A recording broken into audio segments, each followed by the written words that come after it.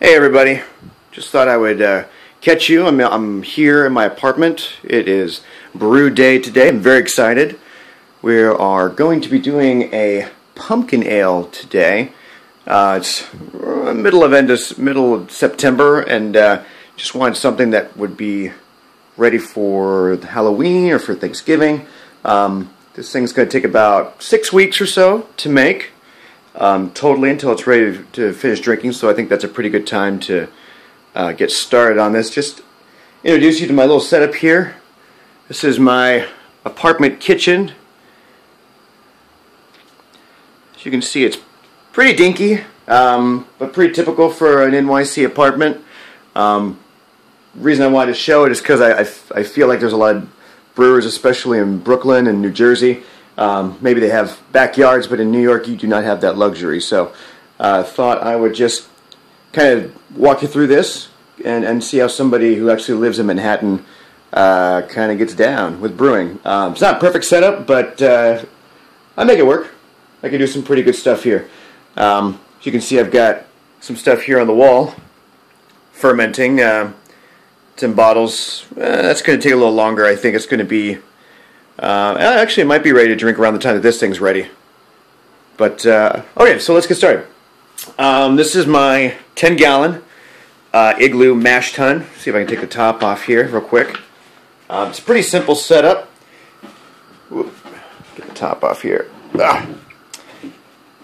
Inside you see we've got our kettle screen.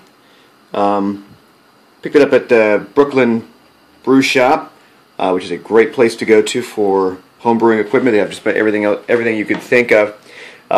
This is a attachment you can pick up. It's a 3/8 inch. Well, it's a 1/2 inch. What would you call it? I guess valve, 1/2 inch valve, with a 3/8 inch outlet tube there. Very simple. There's some washers and whatnot, and it's like a 15-minute setup. It's not bad at all. And this is my all-grain setup.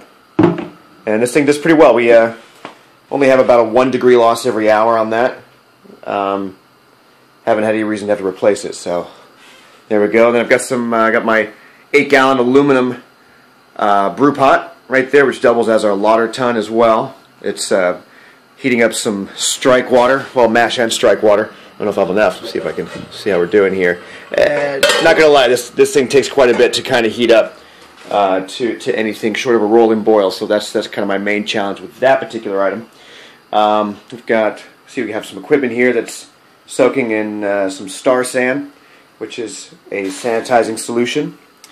It's good to get that set up right at the beginning, just to make sure everything's good and sanitized. This is also going to double as my primary fermenter as well. It's basically what I believe is a 6.5 gallon. Just plastic bucket, basically. It's got a little top to it, which is here on the drying rack. See? Yep. Got a little hole in it for the fermenter lock. And let's take a look at the ingredients that we're going to use today. First rule of homebrewing: if you're going to brew a beer, you got to drink a homebrew. I cheated a little bit. This is not a homebrew, but it's craft brew. It's pretty darn close. I'm sure these guys started off as homebrewers. The ingredients I'm going to be using, we have right down here. We have right here, this is 7.5 pounds, actually right about 8 pounds of crushed American 2-row malt. This is German light Munich malt. That's about 2.5 pounds there, closer to 3 pounds actually. Right here, this is crystal or caramel malt. That's about 60 Lovibond. And right over here we have, this is more crystal, that's 80 Lovibond. This is right about a pound, I think, and then this one's about a 1/2 pound right here. So the whole grain bill is going to be, let's see, about 10.5 pounds, give or take, maybe close to 11. While everything's getting heated up and ready to go, this is actually an optional thing to do as well. This is pumpkin. Which we're actually going to add to the mash. And this is an optional step. You don't have to do it. Incidentally, not a lot of pumpkin beers actually use pumpkin. They use pumpkin pie spice.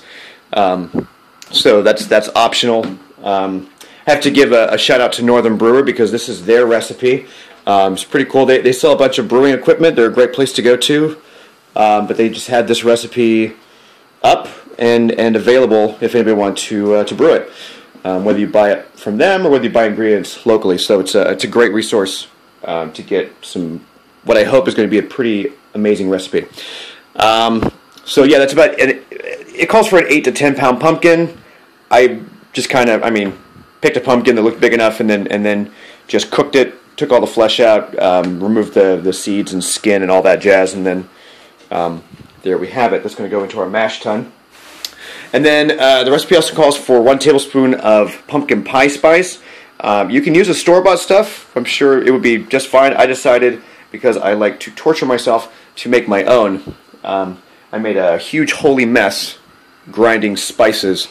But I think it's going to make the difference overall in this guy. The only one I didn't do that was fresh was ground ginger, but I just kind of forgot to have that. I had everything else, cloves, allspice, all that stuff. The yeast we're going to use today is Y yeast 1056 American Ale, and I like Y yeast a lot. I've used White Labs before as well, which seems to work well. But I think I actually kind of prefer Y yeast just because they let you smack the pack. And I'll show you exactly what I mean.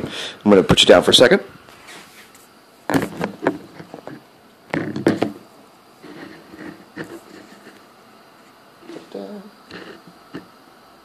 Alright. So you've got this guy, right? Inside is basically a nutrient package. There's 100 billion yeast cells, as you can see there. And then there's a nutrient package inside. And what you do is you kind of just get this to the corner here. I think it's pretty good. And then it's basically in the palm of your hand, just smack it pretty good, like that. And that just kind of pops that nutrient in there. And then you just kind of just shake it up a little bit. Let it get going. Actually, I feel like it's already swelling. But it's been out of the fridge for a little while, so maybe that's just my imagination. So that gets shooken up, just to make sure that's ruptured, and yep, that should be good. And these guys take about 3 hours or so to swell. They may not swell, as they say on the back, but as long as you give it about 3 hours and you make sure that inside package has been ruptured, should be in good shape. Now this is the part that I don't know if a lot of people actually remember to do, but I'm going to actually toss this guy in our Star Sand solution.